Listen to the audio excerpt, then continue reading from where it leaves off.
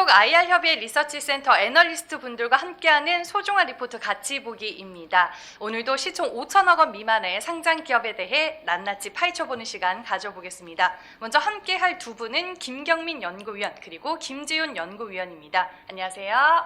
안녕하십니까. 네, 김경민 연구위원님, 먼저 오늘 우리가 알아볼 반도체 기업 아스플로라고 들었는데 어떤 기업인지 소개를 해주시죠. 네, 아스플로는 제가 그 기업명이 어떤 의미인지 이거부터 말씀을 드리겠습니다. 아스플로라는 기업명은 에어로스페이스 앤드 세미컨덕터를 의미하고요.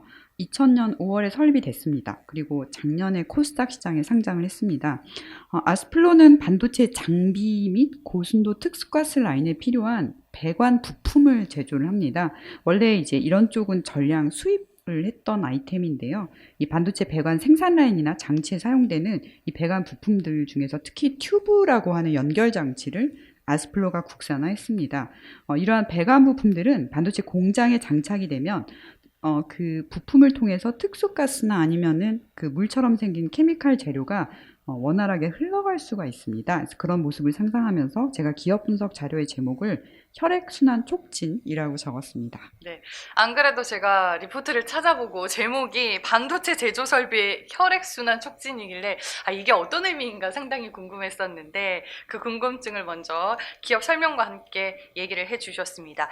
그러면 이 아스플로는 주력 제품을 주로 어디에 좀 공급을 하고 있나요? 네, 상상 가능하신 것처럼 삼성전자 그리고 SK하이닉스에 공급을 하고 있습니다. 그런데 사실 이쪽 분야에서는 그런 종합 반도체 기업에 들어가는 것보다는 장비사에 공급하는 게 훨씬 중요하고요. 그래서 2018년도에 글로벌 반도체 장비사에 OEM 부품 공급자로 등록이 됐습니다. 일반적으로 삼성전자나 SK하이닉스로부터 신뢰를 얻어서 부품을 공급하는 것보다 장비사의 인증을 받는 것이 훨씬 더 시간이 많이 걸리고요. 5년 이상 걸리는 경우도 있습니다. 근데 이제 이게 중요한 이유는 반도체 장비사를 통해서 삼성전자나 SK하이닉스의 반도체 라인뿐만이 아니라 글로벌 다른 반도체 제조사의 생산 라인 안에서도 쓰여지기 때문에 장비사의 승인을 받는 것이 중요합니다. 그러면 궁금한 게 이 장비사 쪽으로 부품을 공급하게 되면은 뭐 장점이라든지 특징적인 부분들이 좀 있나요? 어때요? 일단 네. 처음에 들어가는 것은 힘들지만요. 고객사가 그만큼 간접적으로 다양해진다고 볼 수가 있어요. 그래서 원래 일반적으로 부품을 공급하던 회사가 장비사 쪽으로 가면은 매출이 최대 10배까지 늘어날 수 있습니다.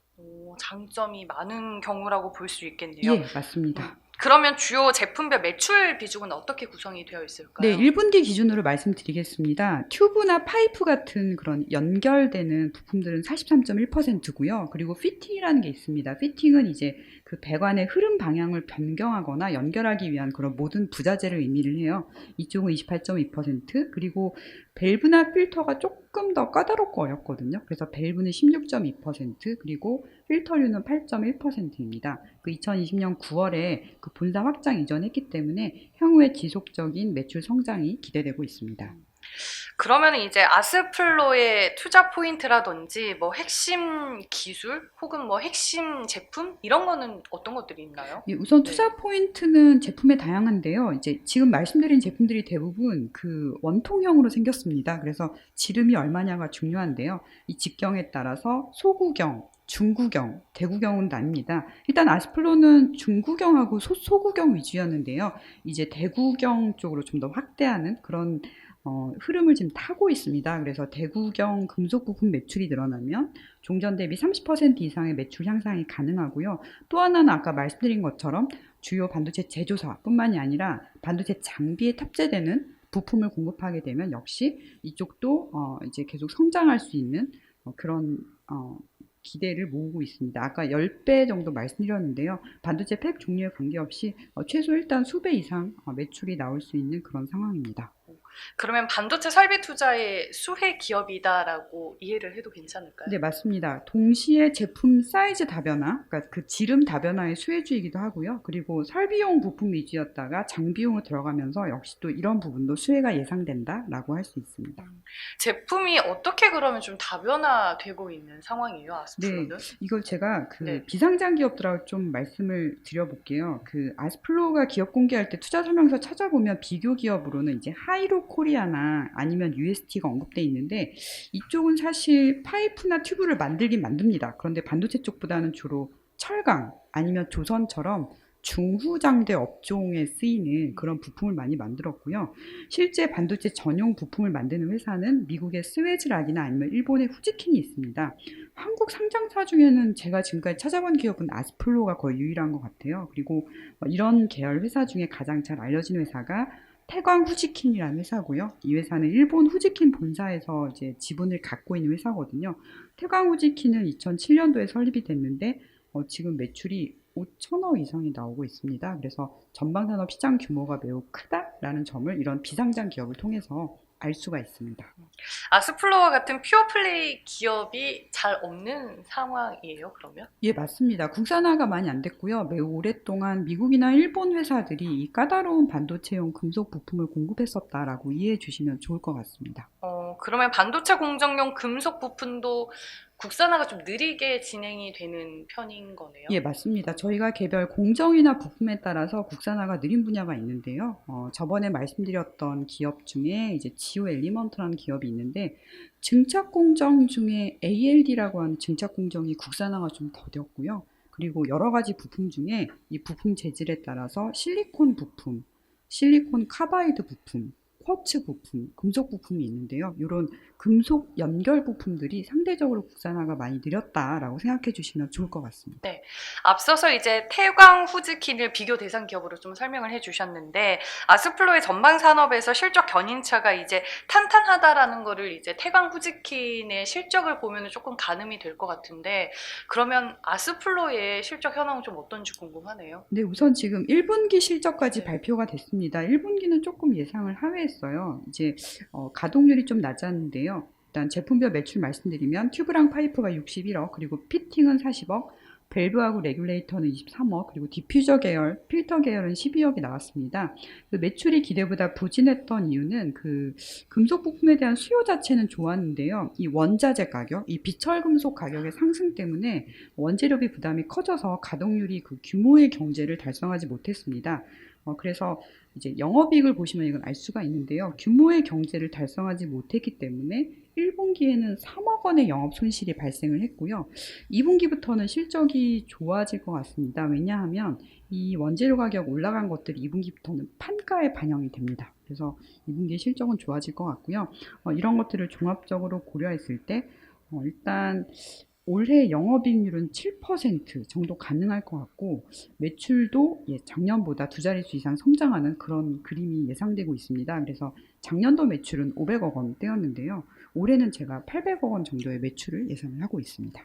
1분기 실적은 살짝 아쉬운 부분이 있긴 하지만 2분기부터는 양호한 실적을 또 기대를 해볼 수 있는 상황인 것 같습니다. 밸류에이션 수준은 어때요, 지금? 네, 그 IPO 당시의 밸류에이션 먼저 말씀드릴게요. 네. 21.1배였고요. 그리고 이제 그 당시에 비교 기업은 아까 말씀드렸던 철강이나 조선 같은 중후장대 업종에서 이런 이음매 부품을 공급하는 하이로 코리아나 UST, 태광 이런 기업들이 이제 비교 기업이었고요.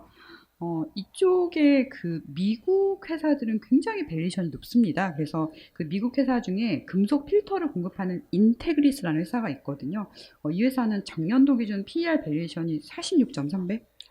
이고 네, 올해도 20배가 넘습니다. 그래서 그 이쪽 선진국 쪽에서는 이쪽 그 인더스트리에 대한 밸류션이 매우 높은 편이고요. 아스플로는 IPO 할 당시에는 21.1배, 그리고 제가 자료 쓸 때도 20배 초반이었거든요. 그래서 아직 밸류션이 크게 변화가 있는 건 아니지만 이쪽 특히 밸브 쪽이 아직 국산화가 많이 안 돼 있고요. 밸브 종류만 250가지가 넘습니다. 그래서 향후에 매출이 성장한다면 밸류에이션 부담도 제가 지금 20배 초반 말씀드렸는데요. 더 내려갈 수 있을 것 같습니다. 네, 알겠습니다. 마지막으로 우리가 리스크로 꼽을 만한 요인들이 있나요? 네, 제가 그 리스크 적어 있는 부분을 이 페이지를 보면서 좀 말씀을 드리겠습니다. 잠시만 기다려 주십시오. 아무래도 이 리스크는 국산화를 하느냐 안 하느냐 여기에 따라서 굉장히 많이 좌우가 될 것 같아요. 그래서 아까 제가 이제 반도체 설비 투자 수혜주이기도 하고 또 국산화 수혜주다 말씀을 드렸는데요. 일단 거시경제 지표하고 아스플로 사업이 좀 유기적 관계를 맺고 있습니다. 그런데 일단 전방 산업에서는 차량용 반도체나 고성능 컴퓨팅 때문에 이 반도체 쪽에서는 미세화가 계속 진행이 되고 있고요. 이 미세화를 하려면 고청정 가스가 매우 중요합니다. 그래서 고청정 가스를 이송하는 그 금속 부품 시장의 수요는 계속 성장하는 추세다라고 말씀드릴 수 있고, 다만 지금 위쪽이 아까 말씀드렸던 것처럼 국산화가 상대적으로 느린 분야인데요. 혹시라도 이제 국산화 속도가 더뎌지거나 하면은 그런 부분들은 실적이나 주가에 부정적일 수 있겠다라고 말씀드릴 수 있겠습니다. 국산화 속도가 느린 게 좀 아쉬운 부분이긴 하지만 그래도 앞으로 그만큼 또 기회가 많다라는 얘기일 수도 예, 있으니까. 아직 네. 알려지지 않은 밸브의 종류도 매우 다양하고, 태광우지킴도 이미 연간 매출액 5천 억이 나오고 있기 때문에 아스플로도 지금은 매출액이 몇백억에 불과하지만 향후에 계속 커나가는 모습을 네. 기대하셔도 좋을 것 같습니다. 네, 알겠습니다. 오늘은 반도체 제조 설비의 혈액순환 촉진이라고 표현을 해주신 아스플로라는 기업에 대해서 알아봤고요. 지금까지 김경민 연구위원과 함께했습니다. 고맙습니다. 감사합니다. 지금부터는 김재현 연구위원과 기업 분석해 보겠습니다. 오늘 이제 알아볼 기업이 HB 테크놀로지로 알고 있습니다. 제가 평소에 많이 들었던 기업인데 네. FM 가이드 들어가서 찾아보니까 김재현 연구위원이 쓰신 리포트 딱 하나 있더라고요. 네. 어떤 기업이죠? 디스플레이 검사 장비 네. 회사고요. 최근에 HPSP 상장과 관련해가지고 그 지분을 또 들고 있어서 좀 부각이 좀 됐던 회사입니다. 그리고 재밌는 얘기 해주셨는데 FM 가이드에 아마 HB 테크놀로지를 비롯해서 또 대부분의 디스플레이 장비 업체들이 자료가 끊긴 지 좀 오래됐을 거예요. 왜 그런 거예요? 네. 업황이 좋지 네, 않아서? 맞습니다. 아. 삼성 디스플레이 쪽에서도 투자를 하지 않았기 때문에 네. 오랜 기간 투자가 좀 미뤄지고 지연되다 보니까 아무래도 좀 소외가 됐다라고 생각하시면 될 것 같고, 하지만 그만큼 소외가 됐던 만큼 주가도 많이 빠져 있고, 어쨌든 투자가 소외가 되었었지만 향후로 투자는 다시 재개가 된다라고 봤을 때 좀 큰 폭의 수익을 얻을 수 있으려면은 지금 소외됐을 때 사야 되지 않나? 네, 이렇게 저는 봐서 지금 사실 제가 디스플레이 장비주들을 좀 여러 개를 계속 쓰고 있었어요. 그래서 오늘은 HB테크를 소개해드리겠습니다. 구체적으로 어떤 디스플레이 회사인지 설명해 주실 수 있을까요? 네, 저 리포트 보면서 네. 말씀드릴게요. 그 OLED용 AOI 검사 장비 그리고 리페어 장비 전문 제조사입니다. 이 AOI 검사 장비라는 거는 빛을 이용해서 패널의 불량이란 기판 이물질을 검출하는 장비고요. 디스플레이뿐만 아니라 여러 산업 여러 군데에서 쓰이는 방식이라고 보시면 됩니다. 근데 이 동사의 AOI 검사 장비는 일단 패널 검사에 들어가기 때문에 전공정에 들어간다라고 보시면 되고, OLED의 전공정의 거의 모든 부분에 사용이 된다라고 보시면 됩니다. 그래서 이 역사를 살펴보시면 97년도에 설립된 지 좀 오래됐고요. 2002년에 삼성전자 협력업체로 승인이 됐고, 그 뒤로 LCD, OLED, 디스플레이는 전부 다 AOI 검사 장비 20년 이상 삼성에 좀 공급 중인 회사입니다. 국내 최초로 LCD 쪽으로도 국산화 성공했고, 세계 최초로 아몰레드 AOI 검사 장비도 개발에 성공한 회사고요. 그리고 2016년부터는 레이저 리페어 장비도 고객사에 공급을 시작을 했습니다. 리페어 장비 같은 경우에는 검사를 해서 불량이 검출을 되면 고쳐야 되잖아요. 네. 그 고치는 거를 리페어 장비라고 하고요. 그래서 검사 장비 바로 다음에 들어간다라고 보시면 됩니다. 그래서 같이 수주를 받으면은 한 번에 받아서 같이 들어간다라고 이해를 하시면 될 것 같고, 그래서 이 회사 매출 비중을 보시면은 장비 사업부가 현재는 55% 정도 나옵니다. 부품 소재가 44% 정도 나오고요. 근데 사실 이 회사가 수주를 좀 많이 받을 때는 2017년도 보시면은 장비가 67%에 달했었습니다. 근데 앞서 서두에 말씀드린 것처럼 이제 삼성 디스플레이 투자가 좀 많이 줄어들다 보니까 아무래도 장비 사업부 매출 비중이 많이 줄었다라고 보시면 되겠습니다. 제가 사전에 리포트를 좀 읽어보니까 삼성 디스플레이 1차 벤더 업체인 것 같더라고요. 그러면은 삼성 디스플레이 OLED 전공정 AOI 검사 장비에서 이 회사가 좀 독보적인 위치예요. 어때요? 네, 맞습니다. 일단 협성에 있잖아요. 거기서 굉장히 좀 중요한 멤버로 더 들어가 계시고요. 네. 이거는 약간 아무튼 이 회사 같은 경우에는 지금 삼성 디스플레이 쪽 전공용 AOI 검사 장비에서는 점유율 1위입니다. 그래서 대략적으로 점유율 한 90% 이상이다라고 보시면 되고, 그래서 삼성 디스플레이가 OLED 쪽 전공용 투자를 시작을 했다라고 하면은 이 회사는 수주는 무조건 나온다라고 보시면 될 것 같아요. 그래서 제가 여기 적어 놓기를 하반기에 이제 중소형 라인 15K 투자가 좀 재개될 걸 기대를 한다라고 적어놨어요. 네. 그래서 이게 애플이 2024년부터 아이패드에 OLED 패널 탑재를 확정을 했기 때문에 중소형 라인 투자를 좀 해야 된다라고 제가 적어놨는데 8.5세대 라인으로 해야 된다라고 적어놨는데 이게 며칠 전에 발표가 났습니다. 실제로 이제 투자 결정했다라고 기사가 나왔고 그러면 이건 확정된 거라고 보시면 될 것 같고요.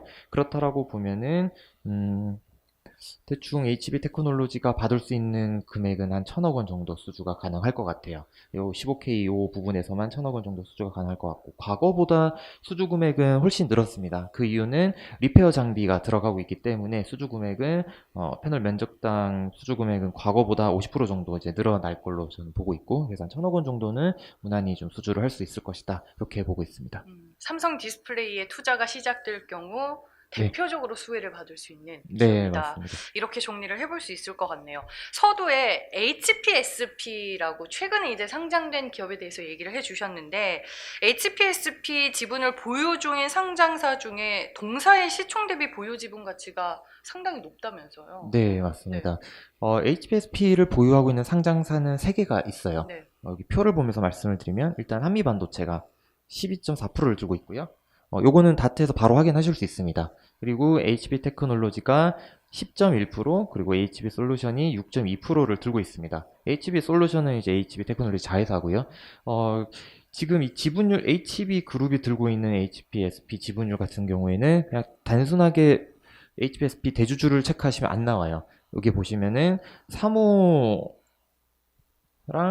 투자조합 이 두 가지로 들어가 있거든요. 그래서 이 표를 보시면은 HB 테크놀로지가 프레스토 제6호 3호 그리고 HB 반도체 이 투자조합 요거를 각각 12, 66% 이렇게 들고 있습니다. 그래서 여기를 통과해가지고 들고 있고 요거를 계산해 보시면은 10.1% 보유를 하고 있다라고 보시면 되고 HB 솔루션도 같은 구조로 해서 6.2%를 들고 있어요. 근데 다들 찾아보시면 아시겠지만 한미반도체는 1조가 넘는 회사입니다. 굉장히 큰 회사고 HB 테크놀로지 같은 경우에는 시가총액이지만 1,500억 정도일 거예요. 그리고 솔루션도 뭐 2,200억 정도 되는 회사일 거고요. 그렇다라고 보면 지금 HPSP가 시총이 제가 방금 확인해 보니까 1.1조 정도 되더라고요. 1.1조에 10%면은 1,100억이잖아요. 지금 시총이 1,500억이니까 그러면은 제가 요 표는 시총 대비 보유 지분 가치가 24.6%로 나오는데 이건 공모가 기준이기 때문에 계산해 보시면은 거의 한 7, 80% 정도까지 나오는 거를 확인하실 수 있을 것 같아요. 네, 알겠습니다. 그러면 이제 실적으로 넘어가서 얼마나 돈을 잘 벌고 있는지 이거를 네. 또 체크해 봐야 될 것 네. 같은데 실적 현황은 어때요? 당연히 실적은 좋지 않고 있고요. 네. 왜냐면 아직 수주를 못 받았고, 네, 계속 부진한 결과를 보였는데, 그래서 작년 실적을 보시면은, 적자 전환을 했습니다. 225억 원을 적자를 기록을 했고, 부진한 실적 기록이, 저는 올해도 사실 좀 1분기도 부진을 할 거라 생각을 했는데, 오히려 1분기 때 흑자전을 했더라고요. 그래서 지금 최악의 상황에서도 적자는 이제는 나지 않는다라고 봐도 무방할 것 같고요. 그래서 올해 연간으로는 60억 원 정도 이렇게 보시면 될 것 같고, 근데 이제 중요한 거는 앞으로 나올 실적이잖아요. 그래서 하반기에 신규 투자 지금 결정 난 거, 요 중소형 라인 8.5세대 15K 시작이 되면은 1,000억 원 정도 수주가 연말 정도 때 나온다라고 봤을 때 이건 매출은 내년 초부터 반영이 좀 된다라고 보셔도 무방할 것 같아요. 그러면 수주는 올해 하반기, 매출은 내년이라고 보시면 되는데 재밌는 거는 이 동사 보통 뭐 대부분의 수주 산업 같은 경우에 실적이 나올 때는 오히려 주가가 빠지고 수주를 했을 때 주가가 오르고 네, 이런 모습 보실 수가 있을 텐데 이 회사도 똑같습니다. 이거 보시면 차트를 잘 그려놨는데 매출액과 주가 추이를 그려놨습니다. 16년 매출이 사실 굉장히 잘 나왔고 17년 매출이 굉장히 잘 나왔어요.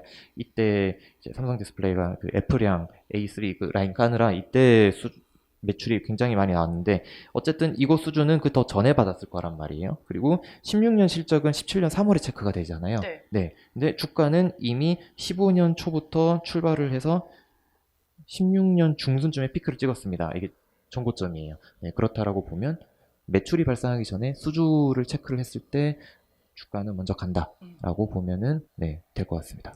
설명해 주셨다시피 주가가 이제 수주의 영향을 많이 받을 수밖에 없는 산업이고 또 기업이잖아요. 그러면 현재 주가 매력도는 어느 정도라고 보세요? 저는 주가 매력도가 좀 높다라고 보는 게 우리 네. 지금 사실 빠질 만큼 많이 빠졌고, 네. 근데 이건 모든 디스플레이 장비 업체들이 똑같다라고 저는 생각은 하고 있습니다. 그 중에서 좀 더 업사이드 큰 거를 찾는 게 중요한 거고, 어쨌든 지금 주가 수준을 보려면 사실 밸류에이션을 해봐야 될 텐데, 네, 네. 일단 PR 밴드로 봤을 때도 이제 하단에 있고요. PBR도 하단에 있고, 이 회사 같은 경우에는 자회사들이 많고 좀 들고 있는 회사들이 많기 때문에 SOTP 밸류에이션을 좀 해볼 필요가 있다고 저는 생각을 했고, 그래서 실제로 해보면 일단 영업 가치만 가지고도 저는 지금 시총 정도는 설명이 되는 상황에서 지분 가치 아까 말씀드렸듯이 HPSP 지금 여기는 공모가 기준으로 나와 있긴 한데 지금 1.1조 정도 되니까 그거 계산해 보면 여기 1,100억 정도 될 거고요. 그리고 뭐 솔루션 지분도 꽤 많이 있습니다. 500억 정도 되고 이런 걸 합쳐 보면은 굉장히 좀 높게 나온다라고 보실 수 있고 그러면은 밸류에이션 매력은 지금 굉장히 좀 높은 상태 아닌가? 이렇게 말씀드릴 수 있을 것 같아요. 주가가 뭐 부진한 상태이긴 하지만 앞으로 이제 좋아질 일들이 더 많이 남아있기 때문에 네. 현 주가 수준 충분히 매력적이다라고 말씀을 해주셨습니다. 마지막으로 우리가 또 꼼꼼히 따져야 할 게 리스크 요인이잖아요. 네. 어떤 점들 꼽으셨나요? 우선 지금까지 이 회사 주가를 누르고 있었던 가장 큰 요인인 네. 삼성 디스플레이 투자 지연이 또 지연된다 하면은 그러면은 당연히 제일 큰 리스크 요인일 거고요. 네, 다음 어떻게 될지 모르겠지만 다음 달에 이제 이재용 부회장 사면 이야기도 있고 하다 보니까 좀 삼성이 결단을 내릴 가능성이 좀 커 보여서 이쪽 리스크 요인은 그렇게 크진 않다라고 저는 보고 있고 그리고 중화권 매출이 좀 많이 또 늘었습니다. 그래서 BOE 같은 그런 중국 디스플레이 업체에다가도 지금 장비를 놓고 있어서 그래서 그것 때문에 생각보다 실적이 좀 견조한 편인데 그런 면이 있어서 좀 리스크는 과거 대비해서는 좀 줄지 않았나? 하지만 투자 지연 여전히 리스크 요인이다라고 말씀드릴 수 있을 것 같고 그리고 이제 많은 코스닥 업체들이 들고 있는 전환사채가 이 회사도 있습니다. 400억 정도 지금 되고 있고 요거는 당연히 5배용으로 작용할 수 있고요. 8월 13일부터 전환 청구 가능합니다. 얼마 안 남았네요. 근데 다만 전환가액이 꽤 높기 때문에 이 가격을 감안한다면은 당장 물량이 전환 청구됐다고 해서 당장 나올 가능성은 크진 않아 보입니다.